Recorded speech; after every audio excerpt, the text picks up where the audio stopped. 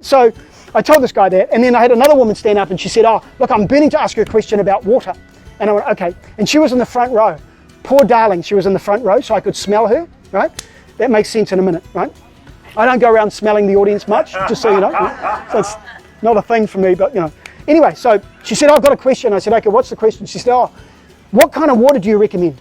She says, yeah, I think I'm doing all the healthy stuff. What kind of water? Is it spring water? Is it blessed water? Is it crystal water? Is it alkaline water? Is it water from America? Or is it from Finland? Or is it from deep springs? Is it from the rain? Is it from my roof? Like, she listed off, and she was completely like we do in the health industry. People go down rabbit holes about water. It's like, look, the worst water in New Zealand is still better than most water on the rest of the planet. Seriously, the worst water we have. You know, anyway, I was looking, and anyway, I could smell her, right? And she was a smoker, right? So she reeked of cigarette smoke. And here she was obsessing about water. And she was doing the #1 cause of death for humans, which is smoking, right? How do you kill yourself? You inhale toxins into the lungs, right?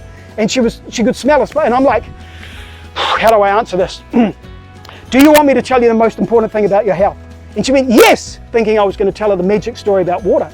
I said, are you sure?